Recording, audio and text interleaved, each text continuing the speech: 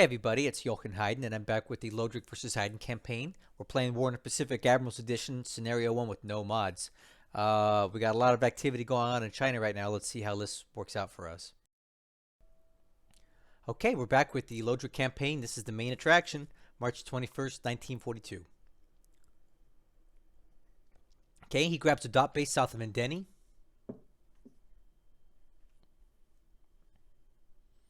Some coast watchers.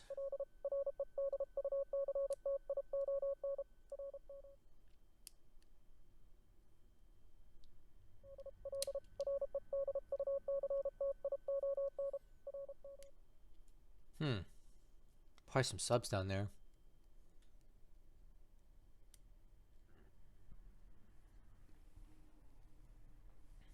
Oh, okay.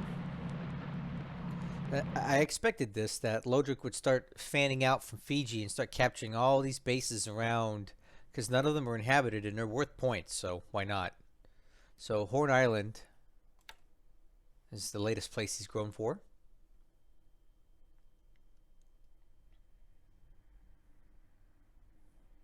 Okay, got some daylight now.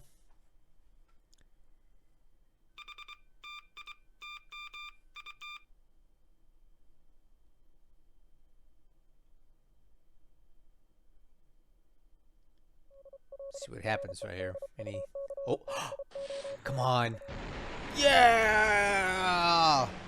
Nice, dude. Oh, that's awesome. So it looks like Lodrik's using a local minesweeper in the slot, and the K7, one of our Dutch subs, hit it with a 45 centimeter torpedo, which are kind of small, but on a ship like this, it should sink it. Let's listen. Do we get our favorite sound? Yeah. Good job, Dutch subs, man. They're always proving their worth.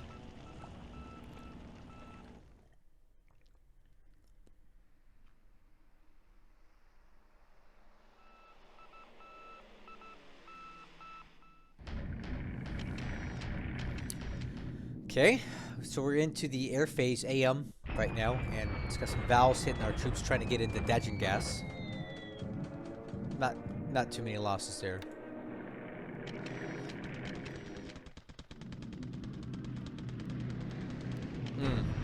Sonya's hitting us here on the road out of Henyang. They don't do a lot of damage, but they're gonna cause disruption. Yeah, these Sonyas are garbage, man. I hate them. They just don't carry enough bombs. Or the bombs they carry are so small. Okay, got Lilies hitting the troops at Changte. These are the guys out of Changsha who are retreating north. Not a lot of losses there. I think the thunderstorms are helping us out. Oh, these are my bombers. Yeah. See, I've got bombers too, Lodrik. Now, they didn't really do anything, but I sent them in to try to disrupt these tanks getting into Chikiang. We need to slow them down a bit to give us time to fortify here. Hopefully they disrupted them a bit and knocked them out of move mode if they're in move mode. Yeah, just there you go. I got planes too, guys. The weather's really bad there though, so that's why it wasn't very effective.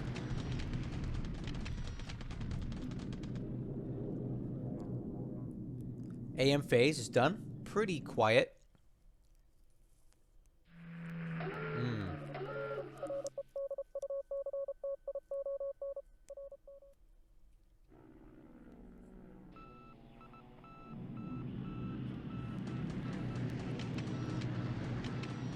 Okay. So now he's sending bombers escorted by fighters on long-range cap to hit us here to slow us down as we retreat. I believe this is clear terrain, so we're going to take heavy losses here on this road.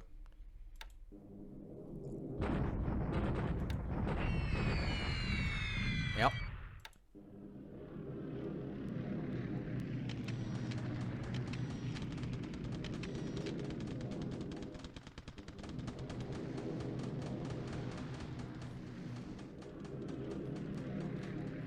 Wow, that PM phase is quiet.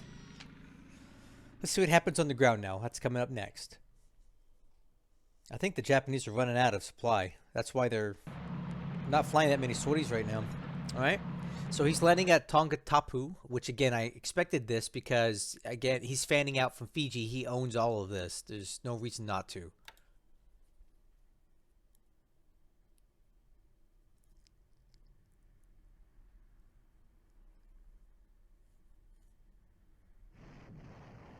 Oh, this is not going to be good. That's a lot of troops there. Look at all of this. Dang it. Yeah, this is not good. My fear here is that one of these troops survives this and retreats, and he has units in pursuit, and he drags them in with him. That would be bad. I left these guys in the hex to kind of, slow down this advance. But again, if they don't die and he pursues, then it's not good. Let's see how this goes. Yeah, that's not good. That's not good at all. Yep, look at this. Look at this. Pursuit. Pursuit. Dang it. That's not what I wanted. So he has a blowout victory here. He destroys one unit and two retreat. But as they retreat, he has several units in pursuit to follow behind. So we'll have to look at it. My guess is that it was the armored car unit that went into the next hex, and the infantry will take a day to get behind him. But it's... I wanted all of these guys to die, not to survive and drag units with. Dang it. Okay, a bombardment attack north of Sian. He's definitely getting the better of us up here. I don't really know what to do to stop this right now. He's going to bleed us dry at some point with this. These destroyed squads I'm not getting back right now, so I don't really have a good answer for how to deal with this situation up here at all. Except to abandon it and fall back to another hex that has better terrain, but then that leaves a hole in the line.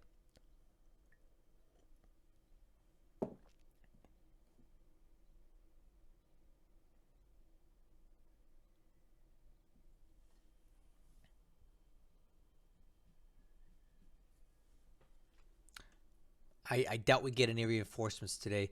March is one of the worst months for the Allies in 1942. We just get nothing. Stuff leaves the map, and nothing comes back. So, we really have to make do on a shoestring budget right now. I'd say this is the lowest point we're going to be at in this campaign.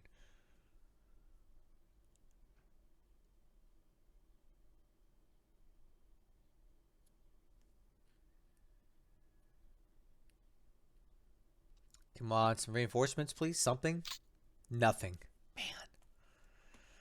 Man. Let's take a look at this. Lots of activity in China right now. Okay, aircraft losses for this turn. One aircraft was lost, and of course it's a PBY because I can't keep these things alive to save my life. Top pilots, no casualties from that lost aircraft. Let's see about wounded pilots. Anything we can get back here? Let's see. Wait a minute. I swear I sent these guys to the reserve yesterday. Man, I swear I do moves and then they don't happen. I don't know. Whatever. Okay. Army loss points for this turn. We gained an additional 45 points of losses, or the Japanese gained the points rather. Probably do all the combat in China. The Japanese lost 1 point there. The overall ship losses for this last turn. We definitely sank the Seki Maru, but the 45 centimeter torpedo from a Dutch sub. Awesome. This was in the slot in the Solomon Islands. For the campaign now, the Japanese gained an additional 69 points to bring their win ratio up to 1.844. So another slight gain there for them. Good job, Lodrik. I reviewed the combat report, and I didn't see anything really noteworthy that was worth talking about. There was no sign of a desync this turn, so hopefully me not using the escape button during the replay is helping out. I don't know if that's a wise tale or not, but it makes me feel good, so I'm going to stop doing it, and hopefully we don't have any more issues. Looking at SIGINT, there were some interesting things to talk about. First of all, I noticed that Rabal had multiple instances of radio traffic, at least 3. So let's go take a look at that real quick. So at Rabal, we see the detection level of 3 of 4. And when you have that kind of radio traffic, we get to see how many aircraft he's got there. And what kind of ships are in port, or at least an estimate. So we see there's 5 ships in port at Rabal, and a couple of those look like they might be worth, I don't know, sending some bombs that way. So I think what we're going to do is look at these B-17s and B-24s and see about bombing there. Now, he's got 22 fighters in there. I'm not worried about 22 fighters with those heavy bombers. We could take those on all day and twice on Sunday. Oh, the other thing in the SIGINT that I thought was noteworthy / worrying is more information about Japanese troop ships moving into position for an invasion. So Langsa is adjacent to Georgetown over here on Sumatra. So we've got him moving in here and moving in here. So we know for a fact he's got troop ships here and here. And where he's going from there is anybody's guess, because the whole Bay of Bengal is potentially at risk from an invasion. So we're just going to have to keep watching it. We're now in the 22nd of March, and he's quickly running out of his amphibious landing bonus time. So he needs to make a move here within the next few days to be able to get to wherever he wants to go in time, unless he's just planning to go to Rangoon or somewhere closer. But if he's going to Ceylon, he needs to do it quick. So we'll keep watching that. And then looking at the ops report, there's just a couple things that are interesting. First one that I noticed was that the where is it at? Oh man, where'd it go? I always lose stuff in here.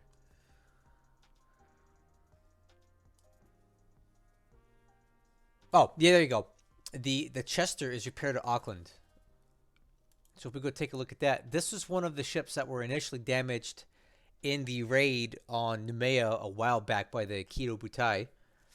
And not only did we get this ship repaired fully, we also got it upgraded. Got some new radar on there. Got a big beefed up AA battery. So this ship is pretty capable right now. We'll have to find a way to get it over to either to Noumea or to potentially Sydney. I haven't quite decided which way I want to go with it yet, but I definitely want to get it relocated somewhere good. And the last thing in the ops report I want to show you is here. We have confirmation of at least 2 ships that were sunk right now. The Holland Maru near Ternate, and also the Seki Maru. So basically when you see these reported in your ops report, it's a guarantee that they've gone down. So we got at least 2 confirmations of ships that have sunk now from the Japanese. Okay, let's talk about our tactical or strategic situation. So let's talk about Sian area, right? We've been getting battered every turn from his bombardments, and he's taking out a lot of our troops here. He seems to be very effective bombarding in this hex. So I've come up with a strategy or a plan to possibly put an end to it, or at least make him change his mind. I've noticed here in this hex north of Sian that he's incredibly weak here.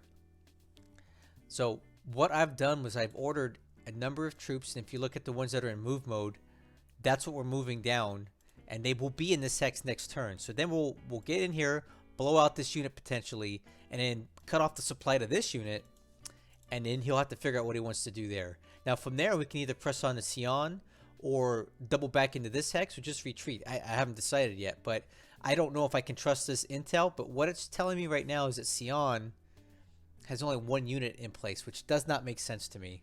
I don't know if we want to go into Sian proper, because it instigate a shock attack across the river, and I don't know if I want to do that. But it's definitely going to make him change his mind about what he's doing here, and he may have to kind of fall back and relocate. So I'm going to go ahead and talk about that now, because there's nothing he can do to stop it. Now, central China is just a complete mess still. We know he's moved a lot of fighters and bombers into Changsha. So we need to be very careful about operating our aircraft around here now, because now he knows that we're bombing this unit. He's probably going to react with fighter escorts here. He also attacked us in this hex and drove units out here.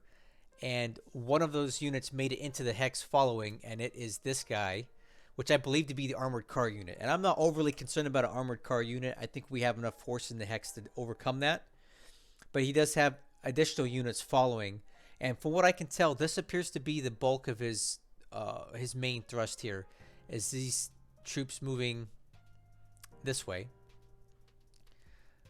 But we're moving to get into this hex here, which is a WR hex. We could even stop here if we wanted to, but I'd rather get closer to our supply lines. So we'll stop here and start building up. And I think we'll be able to stop these guys somewhere in here with the 1800 AV here and the 1800. It's 3600 AV there, and he would need 3 times that to overcome us. So we may be able to stop him in this hex, at least for a while. That's the plan. Up here, he's moving with a lot of troops towards Chengte, but these guys will be out of the way here any day now. So we're going to go ahead and put these guys back into move mode. I'll probably leave these guys in place to slow them down and force them to stop to attack. If they get killed, that's no problem. I don't care. But the bulk of our troops out of Changsha are now here, and they'll be into this hex next turn, which is exactly where I want them.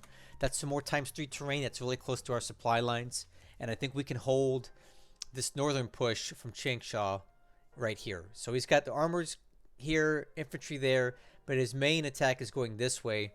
I think we're going to be able to stop him at all 3 places. So the armor is going to probably cross next turn into a shock attack into Chikiang, but we already have 681.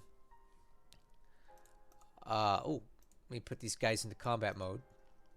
We already have 681 AV in the hex, and next turn we have approximately,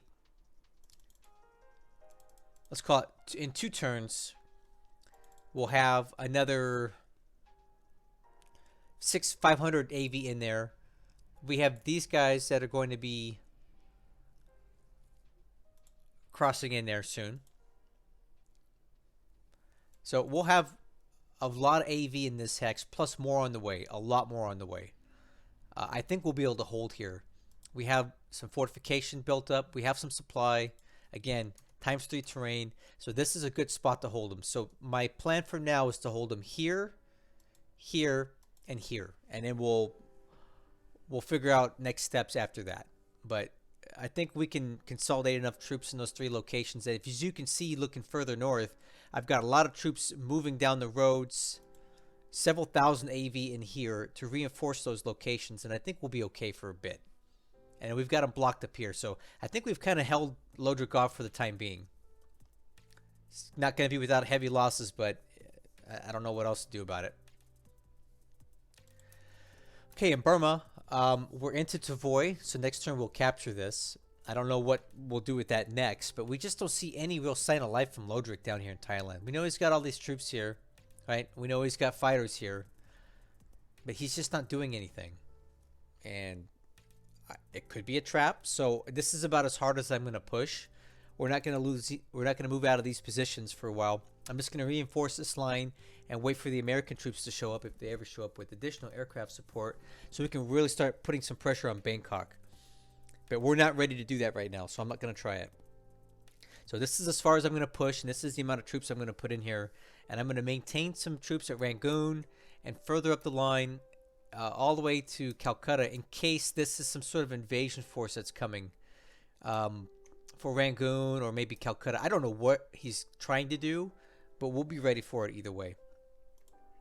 Wherever he's coming, we'll at least get a couple days notice from our spotting aircraft in Rangoon, and we'll go from there. As I mentioned previously, I do believe that Colombo is safe from an invasion, or at least we'll be able to defend it. We have almost 200 fighters in the hex, with more coming soon. Some decent garrison there. Fortification, all that stuff. Plus we have the main naval force set up in Colombo to defend it. So He may try to land at Kogala or Trincomalee, which is fine. But he won't take Colombo outright. And I think we have a good chance of staving him off.